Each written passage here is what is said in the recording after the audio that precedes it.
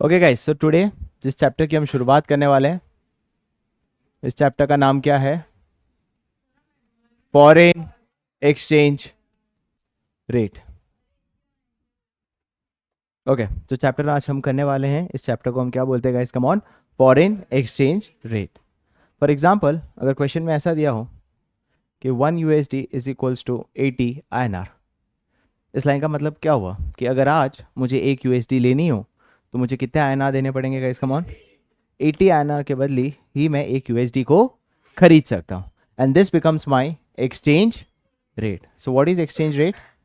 The rate at which आपकी कौन सी currency, domestic currency को आप क्या करने वाले हो? Against which currency? Against your foreign currency. एक फॉरेन करेंसी के लिए आप अपनी डोमेस्टिक करेंसी, हमारे एग्जांपल में हमारी डोमेस्टिक करेंसी कौन सी है बताइए? INR। आप कितने INR को देने को तैयार हो to obtain one foreign currency? इसी को हम क्या बोलते हैं guys? Come on, foreign exchange rate. क्या चीज़ क्लियर? तो फॉरेन एक्सचेंज रेट मतलब जिस रेट पे आप अपनी डोमेस्टिक करेंसी को कन्वर्ट कर रहे हो टू ऑब्टेन $1, इसी को हम बोलते हैं डोमेस्टिक करेंसी। क्या यहाँ तक क्लियर?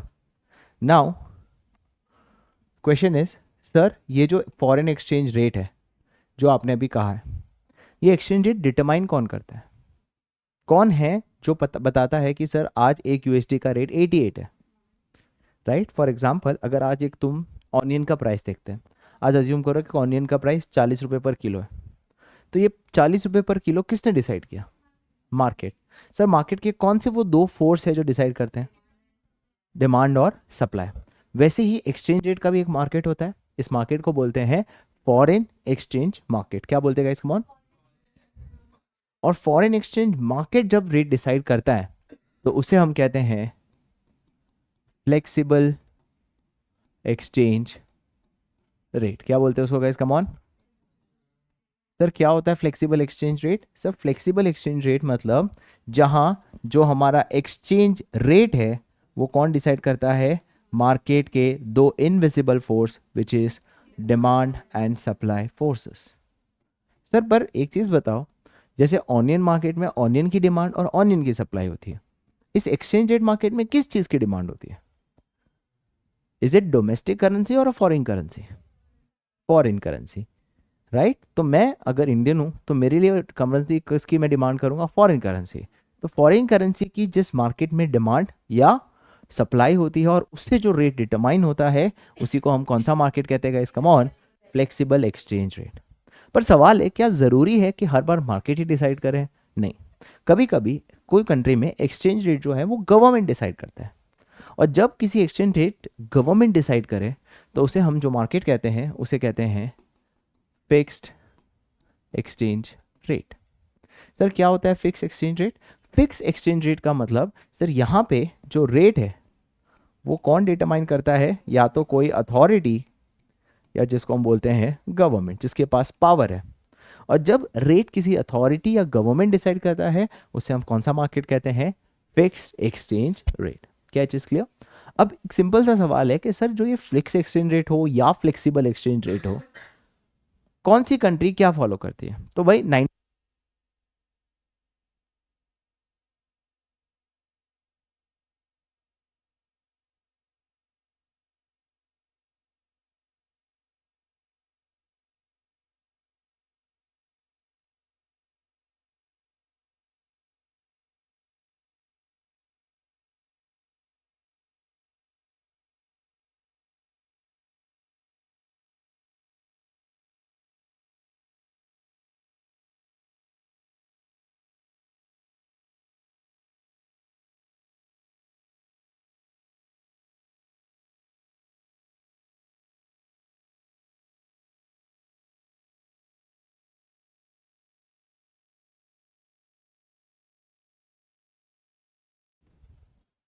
ओके, तो जैसे कि मैंने कहा कि जब कोई गवर्नमेंट डिसाइड करे कोई रेट, उसे हम कौन सा रेट कहते हैं? फिक्स्ड।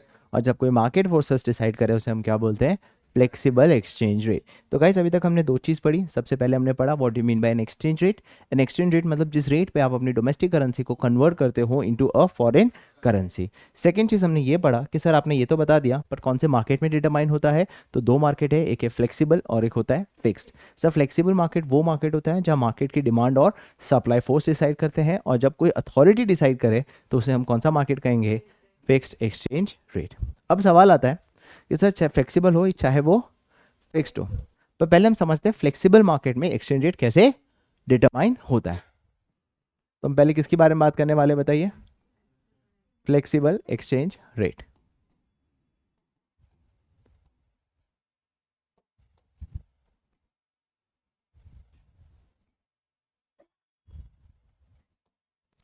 तो गाइस यहाँ पे लिखा जाता है एक्सचेंज रेट, जिसको हम पहले में प्राइस बोलते थे, और यहाँ पे दिखाया जाएगा कि कितनी यूएसडी या कोई भी फॉरेन करेंसी की क्वांटिटी है ना, राइट। अब सबसे पहले बात करते हैं डिमांड। आप यूएसडी की ज़्यादा डिमांड कब करोगे, जब रेट 90 रुपये होगा, जब रेट 60 रुपये होगा, मतलब जब रेट 90 होगा या जब रेट 60 होगा। मतलब जितना एक्सचेंज रेट कम उतनी यूएसडी की डिमांड ज़्यादा, जितना एक्सचेंज रेट ज़्यादा उतनी demand come.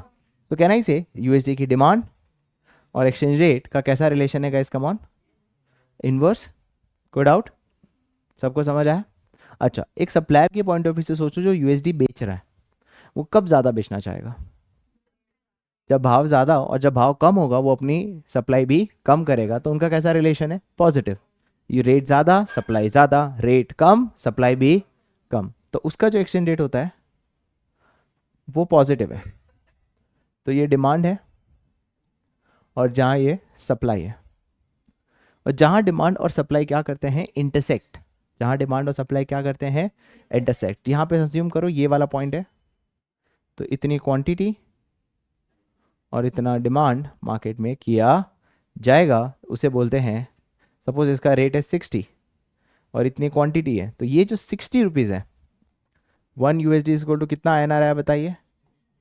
This 60 INR is known as equilibrium exchange rate. क्या बोला गया मैंने, तो what is mean by equilibrium exchange rate. Equilibrium exchange rate मतलब जहां मार्केट की डिमांड और मार्केट की सप्लाई एक दूसरे से क्या करते हैं, इंटरसेक्ट, और वहां हमें जो इक्विलिब्रियम मिलता है उसी को हम कहते हैं इक्विलिब्रियम एक्सचेंज रेट, जो कि यहाँ पे हुआ कितना हुआ guys, come on, 60 INR for 1 US dollar. क्या यहाँ तक सबको क्लियर है, सबको समझ आया, राइट। इस रेट को क्या बोलते हैं guys, come on, equilibrium exchange rate. Exam में पूछा जा सकता है sir what you mean by equilibrium exchange rate, तो तुम ये लिखोगे इक्विलिब्रियम एक्सचेंज रेट मतलब सर वो रेट जहां भाई मार्केट की जो डिमांड है is equals to market supply.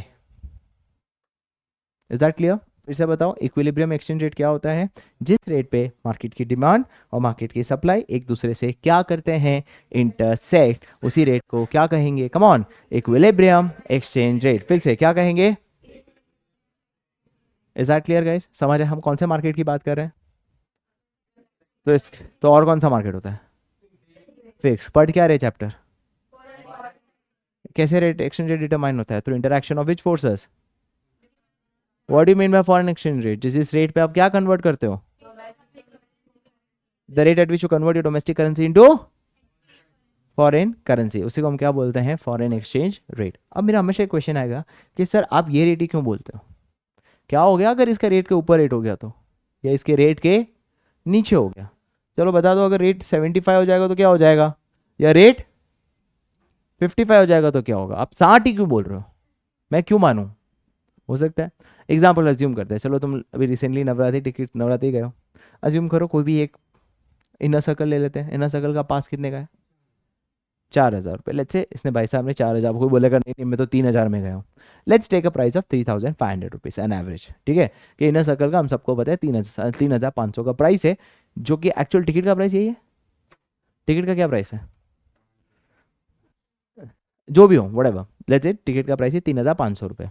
आप सबको पता है 3000, मतलब 3500 एक ऐसा रेट है जहाँ भाई बायर भी अग्री कर रहा है, सप्लायर भी देने को तैयार है। पर लेट्स से कल आके आपको कोई वही टिकट 5000 में बेच रहा है, मतलब इक्विलिब्रियम के ऊपर में बेच रहा है। तो अगर 5000 में बेचने के लिए सप्लायर ज़्यादा होंगे या कम होंगे, ज़्यादा होंगे ना, सप्लायर क्यों मना करेगा, भाई जो टिकट बेचने वाला है वो बोलता है 3500 की टिकट 5,000 में लेने वाला है, तो सप्लायर तो खुशी खुशी देगा, कोई मना करेगा? मना कौन करेगा? तो भाई उस भाव में सप्लायर बहुत है पर बायर कोई भी, तो रेट क्या, सिचुएशन क्या होगी? एक्सेस सप्लाई, टिकटें नहीं बिकेगी और सिचुएशन क्या क्रिएट हो जाएगी? Excess supply. अब जो ऑर्गेनाइजर है उनको पता है 5,000 के भाव में कोई टिकट लेने वाला ही नहीं है, तो वो भाव को क्या करेगा? और उसको जब तक कम करना पड़ेगा तब तक लगेगा भाई ये कैसा रेट है जहां सब कुछ खरीदने को तैयार है, और वो कौन सा टिकट का भाव? 3,500, और वो बन जाता है मार्केट का इक्विलिब्रियम, है ना? अब समझो कोई आपको बोले मैं तो 2,000 में खरीद रहा हूँ, तो तुम क्या बोलोगे? क्या 2,000 में कोई बेचेगा? बाहर तो बहुत रेडी है 2,000 में खरीदने को, पर ऑर्गेनाइजर क्या बोलेंगे? भाई इतने में तो मेरा परवड़ेगा ही नहीं, राइट? तो उस भाव में सिचुएशन क्या हो जाएगी? एक्सेस डिमांड, हर कोई खरीदने को तैयार है, सप्लायर देने को तैयार नहीं, तो भाव अपने आप क्या होते जाएंगे? और एक ऐसा रेट आ जाएगा जहां बायर भी एग्री करे और सेलर भी, तो मार्केट ऐसे डिटरमाइन होता है, राइट? तो इसको हम कैसे कहेंगे कि when exchange rate is above equilibrium exchange rate. मेरे सिचुएशन में वो कौन सा रेट हुआ? 75। तो इस भाव में सिचुएशन क्या है? देखो इस भाव में आपको बायर कम मिलेंगे और सप्लायर बहुत सारे मिलेंगे, और सिचुएशन कैसी होगी बताओ? राइट? तो ऐसी सिचुएशन में there will be excess supply. Sir ऐसे एक्सेस सप्लाई के सिचुएशन में क्या होगा? Due to excess supply there will be what?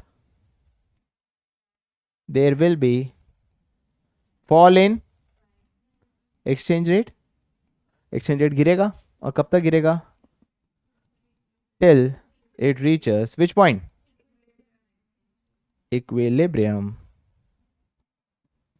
Exchange rate. समझ आ गया गाइस कैसे मार्केट में डिटरमाइन होता है? बायर और सप्लायर ही डिसाइड करते हैं, क्योंकि सब बायर का देखो what do mean by this rate of 3,500? 3,500 is a rate which is collectively decided by the buyer कि ये इतना वर्थ है, and 35 is a rate it is collectively decided by seller कि he is ready to supply। अगर ये collective decision नहीं होगा तो क्या मार्केट 35 पे रुकेगा? नहीं। अज्यूम करो यही गरबा का जिस दिन बारिश हुई, क्या लोग अब 3,500 में खरीदेंगे? क्या इक्विलिब्रियम रेट चेंज होगा? हाँ, क्योंकि collective decision of buyer has changed कि भाई इतने बारिश में ऐसे में कौन जाना जाएगा? नहीं, कोई मुझे अगर हो सकता है कलेक्टिवली सबने डिसाइड कर 2,000 रुपये हो तो वांदा नहीं, तो बायर कलेक्टिवली डिसाइड हो गया। अब सेलर भी सोचेगा भाई 3500 में कोई खरीदने वाला ही नहीं है, कुछ तो मिले, नुकसान तो नुकसान, पर कलेक्टिवली सभी सप्लायर ने क्या किया? 2,000 में निकाल लेते हैं अभी आज के दिन, तो वो इक्विलिब्रियम रेट अपने आप चेंज हो गया। तो equilibrium means is a collective decision. Collective मतलब बहुत सारे बायर का कॉमन डिसीजन है, बहुत सारे सप्लायर का कॉमन डिसीजन है, और उन्होंने मिलकर ये रेट डिसाइड किया है। अगर रेट कलेक्टिव डिसीजन से ऊपर हो या नीचे हो तो वापस वो इक्विलिब्रियम पे अपने आप आ जाएगा। क्या समझ आया?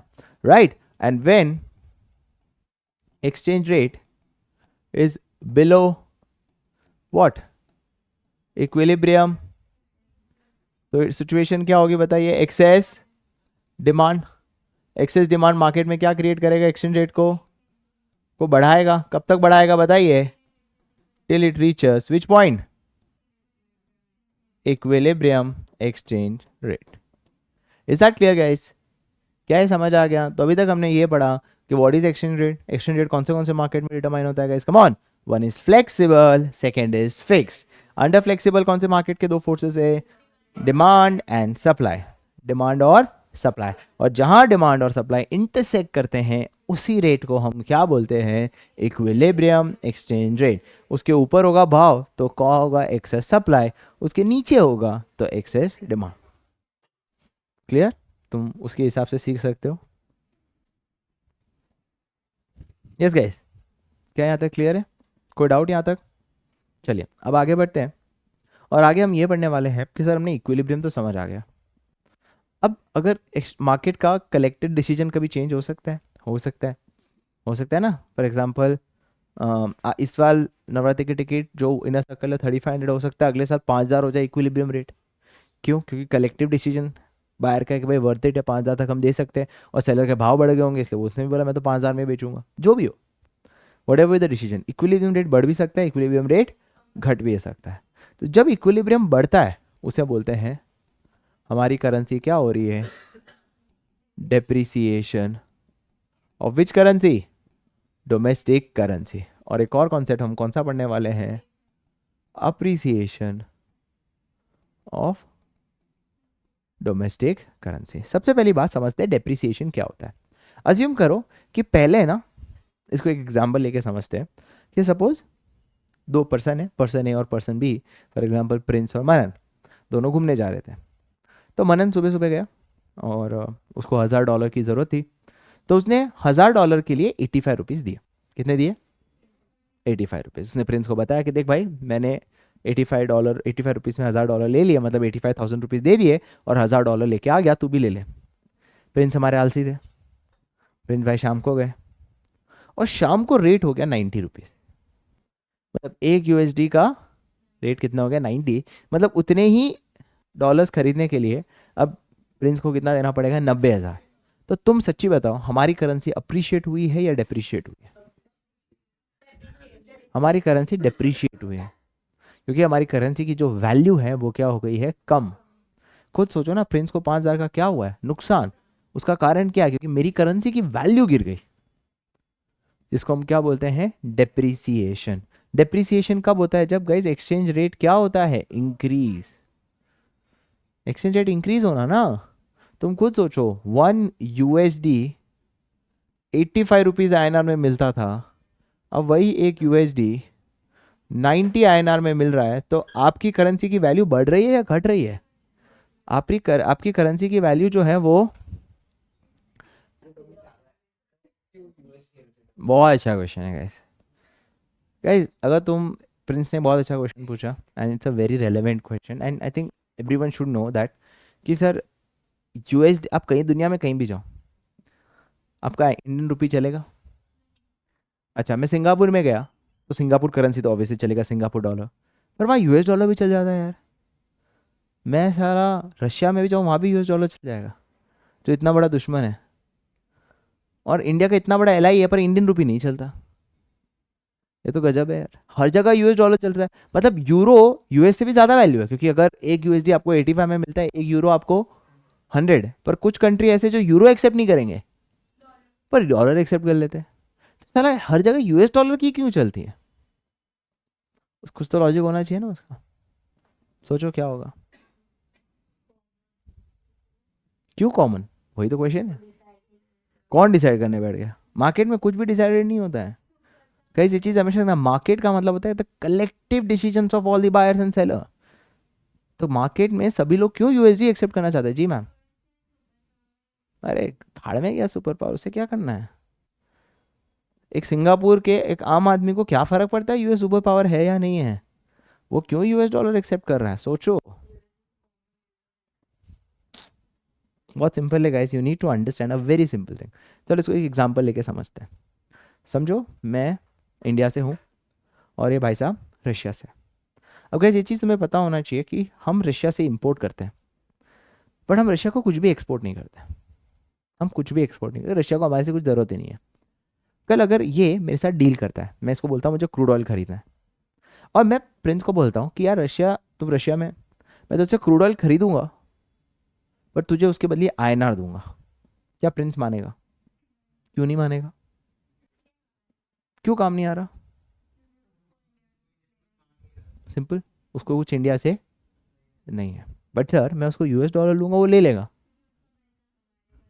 क्योंकि यूएसए दुनिया का सबसे बड़ा एक्सपोर्टर है। तो आपके पास अगर यूएसडी आएगी, आपको पता है कि आपकी कंट्री कहीं ना कहीं उस पैसे को यूज कर लेगी, क्योंकि यूएस से कुछ ना कुछ तो हम इंपोर्ट करते ही हैं। तो कहने का मतलब आपकी करेंसी सब जगह एक्सेप्टेड इसलिए है क्योंकि आप दुनिया के सबसे बड़े एक्सपोर्टर हो, और अगर आप एक्सपोर्टर हो तो हर एक को यूएसडी की जरूरत हो ताकि यूएस से कुछ खरीद सके, तो इसलिए वो कॉमन करेंसी हो गई। जैसे चाइना की येन, राइट? चाइना की येन करेंसी भी is a very strong currency, काफ़ी कंट्रीज में वो एक्सेप्ट की जाती है। क्यों कंट्री में एक्सेप्ट की जाती है?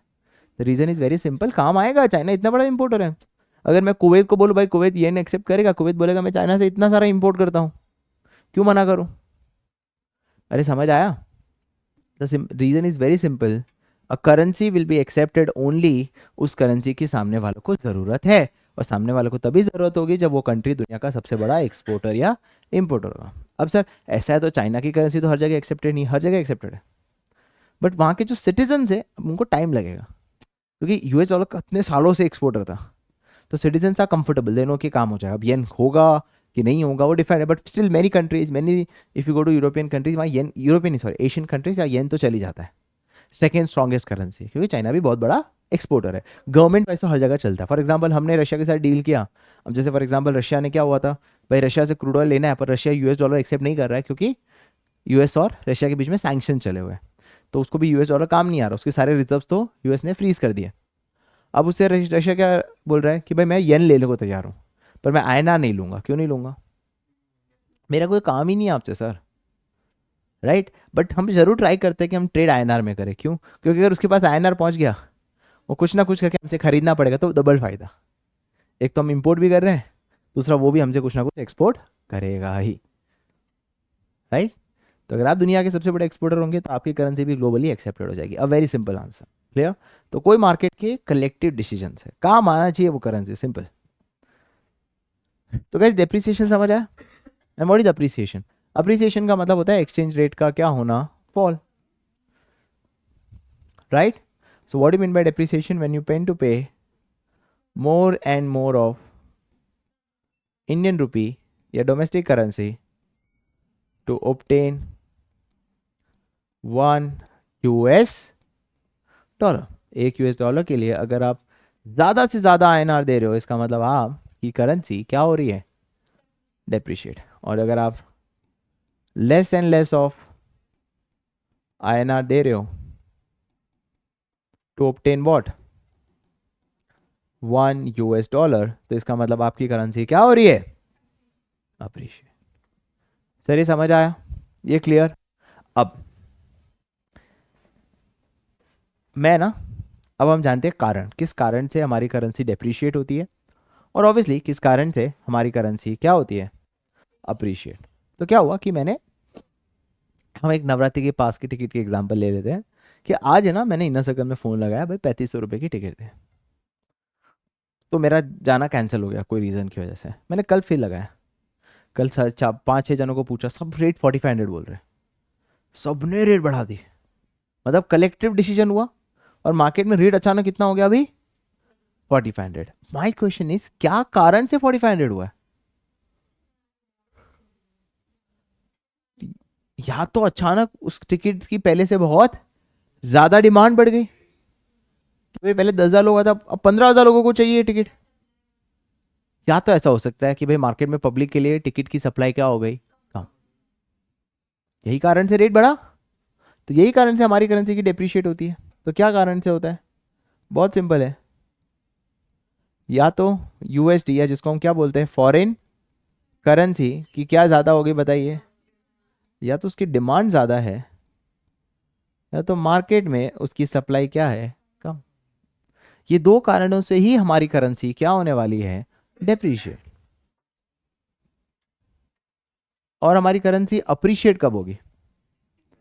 जब या तो सप्लाई ज़्यादा है या तो डिमांड कम है। वो मैंने एग्जांपल दिया ना, अगले दिन बारिश थी तो 3500 से रेट 2500 हो गया, मतलब कलेक्टिव डिसीजन हो गया बायर का कि रेट गिर गया। क्यों डिसीजन कलेक्टिव हो गया? बिकॉज या तो मार्केट में डिमांड कम हो गई, या तो भाई इतनी सारी टिकटें कोई आने वाला ही नहीं है, तो सप्लाई ज़्यादा हो। कहीं समझ आया? ये होता है डेप्रिसिएशन, और ये होता है अप्रिसिएशन। इसका एक शॉर्टकट भी याद रखना, डी डी, इट्स नॉट दीदी, it's D D. D D मतलब करेंसी डेप्रिशिएट हो रही है तो उसका कारण है डिमांड ज़्यादा, डी डी डेप्रिसिएशन ज़्यादा क्योंकि डिमांड ज़्यादा। अब एक याद हो गया, बाकी सब उसका ऑपोजिट है। डिमांड ज़्यादा तो सप्लाई कम, और सामने वाले का क्या होगा, सप्लाई ज़्यादा डिमांड कम। सब क्लियर? क्लियर? तो हम कब डेप्रिसिएट करते हैं, कब हमारी करेंसी क्या होती है, अप्रिशिएट। बट सर सवाल ये होता है कि मुझे तो ये जानना है कि मार्केट में यूएसडी की कब डिमांड होती है और मार्केट में यूएसडी की कब सप्लाई होती है। उसी से तो पता चलेगा कि अगर डिमांड ज़्यादा हो रही है तो हमारी करेंसी क्या होने वाली है, बताइए? डेप्रिशिएट। डीडी, अरे डीडी, डिमांड ज़्यादा मतलब हमारी करेंसी क्या हो रही है? डेप्रिशिएट। और सप्लाई ज़्यादा मतलब हमारी करेंसी क्या हो रही है? अप्रिशिएट, या उसका ऑपोजिट। क्या है क्लियर? तो नाउ वी आर लर्निंग कि when we demand US dollar and when we supply US dollar. अब समझो सर, पहली बात, डिमांड या सप्लाई दोनों किस मार्केट में होगी? डिसाइड। फॉर एफईएम, एफईएम मतलब foreign exchange market, right? Foreign exchange market बताएगा कि यूएसडी की यहां डिमांड कर रहे हो या सप्लाई। अज्यूम करो राम इंडिया में था। राम कहाँ था? इंडिया में। उसका एक बहुत ही बचपन का दोस्त रैमसन, ये था यूएसए में। I hope you got it, कहाँ से मैंने नाम लिया। ठीक है। सो रैमसन जो है वो यूएस में था, राम जो था वो इंडिया में था। राम ने रैमसन को फ़ोन लगाया कि दोस्ती का सवाल है, पैसे की ज़रूरत है, भेज दे। 3 शब्द गए, रैमसन ने कुछ नहीं कहा कि दे दूंगा। एंड रैमसन ने इसको 50,000 यूएस डॉलर बस ये 3 शब्द कहने पे बोल दिया। वो 3 शब्द क्या थे? दोस्ती, पैसा चाहिए, भेज दे। तो रैमसन ने कितने भेज दिए? 50,000 डॉलर। अब रैमसन ने तो भेज तो दिया राम को 50,000 डॉलर, पर राम को ये पैसे किस फॉर्म में चाहिए? इंडियन रुपी में। तो राम कहाँ जाएगा? रैम्स ने फॉरेन एक्सचेंज मार्केट में गया। राम गया तो यहाँ क्या हो गया? राम गया फॉरेन एक्सचेंज मार्केट में, और राम ने इस यूएसडी का क्या किया? डिमांड किया या सप्लाई किया? सप्लाई किया। तो कैन आई से, मैं यहाँ पे जब भी कहता हूँ डिमांड या सप्लाई, मैं किसकी बात कर रहा हूँ? तो जब कैन आई से कि मैं अगर बोरोइंग करूँ तो मैं मार्केट में जाके यूएसडी की क्या करने वाला हूँ? सर समझ गया, पर ज़रूरी है कि राम ही जाए? रैमसन भी तो जा सकता है कन्वर्ट कराने, फिर राम को देगा। तो रैम जाए या रैमसन जाए उसे कोई फ़र्क नहीं पड़ता। अगर रैमसन भी जाता तो वो भी मार्केट में यूएसडी का क्या ही करता? सप्लाई करता। सिंपल है कि यूएसडी अगर आपको आ रही है, आपको पैसा किस में चाहिए? तो यूएसडी का मार्केट में आप क्या करोगे? ठीक है। फिर थोड़ा टाइम गया, फिर किसने कॉल किया? रैमसन ने राम को, बचपन के दोस्त, पैसा दिया है तो चुकाना भी तो पड़ेगा, बस इतना ही कहा। और राम को कितने चुकाने होंगे? Let's say 51,000 US dollar. ठीक है। पर राम के पास पैसा किस में था? तो राम कहाँ गया? मार्केट में। और मार्केट में जाके राम ने अब यूएसडी का क्या किया? डिमांड किया। राइट। सो कैन आई से जब रीपेमेंट ऑफ बोरोइंग्स होगा तो यूएसडी का मार्केट में क्या होता है? डिमांड होता है। क्या ये कहानी समझ आई? पर कहानी समझना इंपॉर्टेंट नहीं है, लॉजिक समझना ज़्यादा इंपॉर्टेंट है। राम और रामसन एग्जाम में मत लिख के आ जाना। कैसे क्लियर हुआ? तो कहने का मतलब ये क्या है? कहने का मतलब है कि अगर मुझे यूएसडी मार्केट से आ रहा है तो मैं मार्केट में जाके उसको क्या करूँगा? सॉरी, किसी से यूएसडी आ रहा है तो मार्केट में जाके उसका क्या कर दूंगा? सप्लाई। पर अगर मुझे यूएसडी देना है तो मार्केट में जाके मैं उसका क्या करूँगा? डिमांड। है ना? एक और एग्जांपल, अब राम ने पैसा लिया था बिजनेस में शुरू करने के लिए, और राम ने बिजनेस शुरू किया है एक्सपोर्ट का। तो एक्सपोर्ट का बिजनेस किया। इस साल उसने $1,00,000 का एक्सपोर्ट किया। अब राम उस डॉलर को मार्केट में जाके क्या करने वाला है? सप्लाई। क्यों? क्योंकि राम जब एक्सपोर्ट करेगा तो उसके पास बहुत सारी यूएसडी आएगी। वो यूएसडी वो मार्केट में जाके क्या करने वाला है? सप्लाई करेगा। आईएनआर छोड़ो, यूएसडी का क्या होने वाला है? सप्लाई। सो कैन आई से जब हम एक्सपोर्ट करते हैं तो यूएसडी का क्या होने वाला है? सप्लाई। बट अगर मैं कोई चीज़ इंपोर्ट करूं तो मेरे पास पैसा किस फॉर्म में? Indian rupee. मुझे किस फॉर्म में पैसा चाहिए? तो फिर मैं बाहर जाके मार्केट में जाके यूएसडी का क्या करने वाला हूँ? डिमांड। तो गैस इससे हमने क्या सीखा कि अगर यूएसडी तुम्हें आ रहा है ना कहीं से भी, तो जाओ और मार्केट में उसका क्या कर दो। और अगर तुम्हें यूएसडी देना है तो मार्केट में जाके उसका क्या कर लो? डिमांड। समझ आया? एक और एग्जांपल, अज्यूम करो कि आपको कोई फैक्टर पेमेंट्स करने हैं। फैक्टर मतलब रेंट, इंटरेस्ट, सैलरी, प्रॉफिट, जो भी है आपको पे करने हैं। तो आप मार्केट में जाके उसका क्या करोगे? मार्केट में जाके उसका क्या करोगे? डिमांड।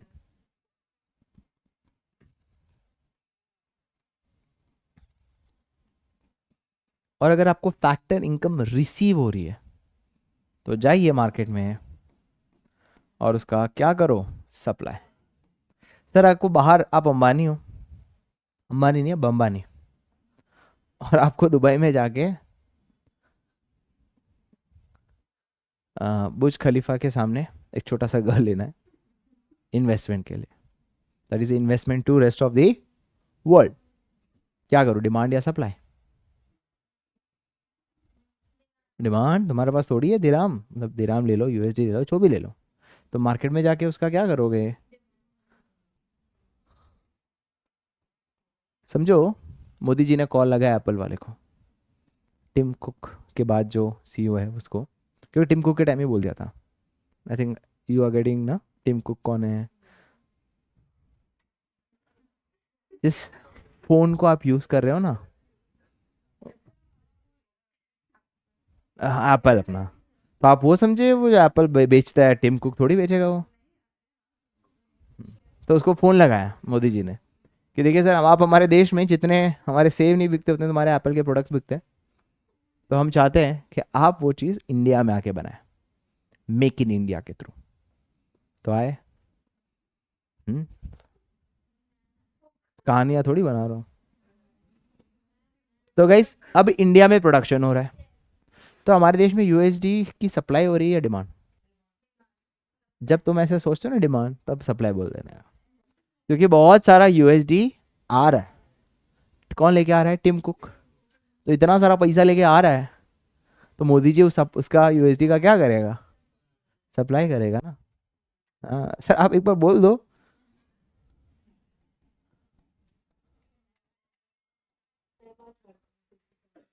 फैक्टर इनकम कोई भी, फॉर एग्जांपल मैंने कहा ना मेरी बुर्ज खलीफा के बाजू में एक घर है, तो उससे रेंटल इनकम आ रही है। तो इनकम आ रही है तो किस में आ रही होगी? यूएसडी में। तो मार्केट में जाके उसका क्या करने वाला? सप्लाई है। जस्ट टू इन्फॉर्म यू, ये सब सिर्फ काल्पनिक बात है ना? नहीं भाई, नहीं नहीं, लेना देना कुछ नहीं फालतू का फिर। बस बस। लास्ट, अज्यूम करो हमारे प्रिंस भाई साहब अभी वेनेस कहाँ घूमने गया था? वियतनाम। तो प्रिंस भाई वियतनाम गए घूमने, तो वहाँ अपना गांधी बापू चला, वहाँ पे गांधी बापू चला इंडियन दृश्य। हाँ हाँ, यूएसडी और या वियतनामीज करेंसी का नाम क्या है? Vietnamese currency. तो यूएसडी चलो, भाई साहब को चाहिए होगा, तो फॉरेन एक्सचेंज मार्केट में जाके वो क्या करेगा?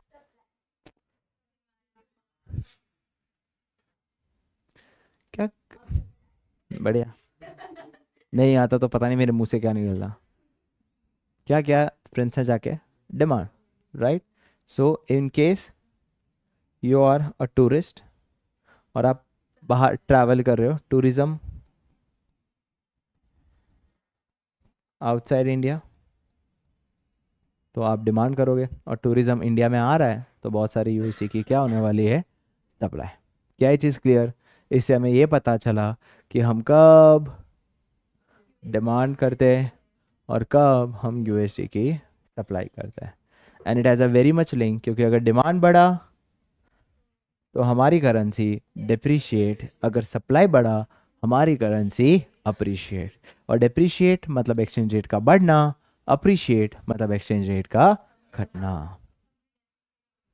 फॉर एग्जाम्पल अगर मुझे कोई पूछे कि देखो सर, हमारे देश में क्रूड ऑयल के भाव बढ़ते जा रहे हैं वर्ल्ड मार्केट में, क्या बढ़ा बताइए?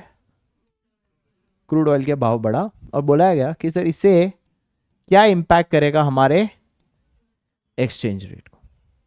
सर आपको पता होना चाहिए क्रूड ऑयल हम इंपोर्ट करते हैं, एक्सपोर्ट नहीं करते। अगर कोई गधा है उनको ये भी नहीं पता तो कुछ भी नहीं कर सकते। अगर क्रूड ऑयल का भाव बढ़ेगा तो हमारा क्या बढ़ने वाला है बताइए? हमारा इंपोर्ट का जो बिल है वो बढ़ेगा।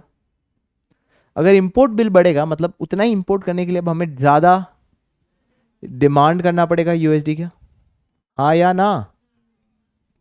सर डीडी याद है? डीडी, दीदी नहीं, डीडी। डीडी क्या था? डिमांड और सप्लाई।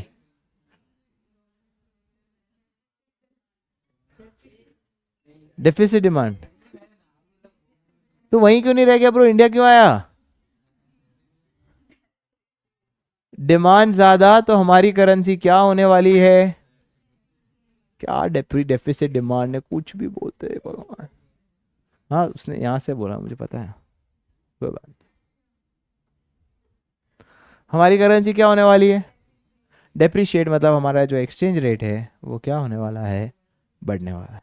एग्जाम में इस तरह से क्वेश्चन पूछता है। यह एग्जाम में पूछा कि सर मोदी जी ने मेक इन इंडिया प्लान बनाया है, उससे क्या फ़ायदा होगा? तो अगर मेक इन इंडिया प्लान बनाए तो इंडिया में बहुत सारा क्या आने वाला है? Foreign direct. तो सर जब फॉरेन डायरेक्ट इन्वेस्टर्स आएंगे, जैसे एप्पल, टिम कुक, ये सब बहुत सारे लोग आएंगे, सुंदर पिचाई, ये लोग पैसा लेके आएंगे तो देश में बहुत सारा यूएसडी का क्या होने वाला है? सर सप्लाई बढ़ेगा। क्या डीडी है? नहीं। तो हमारी करेंसी क्या होगी? अप्रिशिएट मतलब एक्सचेंज रेट क्या हो जाएगा?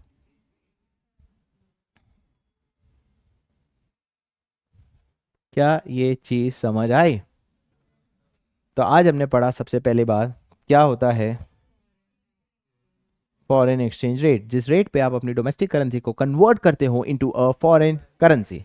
सेकंड चीज हमने पढ़ा कि जो एक्सचेंज रेट है वो कौन से मार्केट में डिटरमाइन होता है? Fixed exchange rate. एंड जहां कोई अथॉरिटी या सरकार डिसाइड करे वो फिक्स, जहां मार्केट के फोर्सेस डिसाइड करे वो, और जहां डिमांड और सप्लाई इंटरसेक्ट करते हैं उन्हें हम कहते हैं इक्विलिब्रियम एक्सचेंज रेट। और रेट जब इसके ऊपर हो तो उसे कहते हैं एक्सेस सप्लाई, और जब रेट इसके नीचे हो तो उसे हम कहते हैं excess demand. Is that clear? फिर हमने पढ़ा हमारी करेंसी कब डेप्रिशिएट होती है और कब अप्रिशिएट होती है। डेप्रिसिएशन का मतलब एक्सचेंज रेट का बढ़ना, अप्रिसिएशन का मतलब एक्सचेंज रेट का, डेप्रिसिएशन का कारण डीडी। डीडी मतलब, अबे डेप्रिसिएशन का कारण डीडी बोलो तो वापस डेप्रिसिएशन ही बोलेगा। डीडी क्या होता है?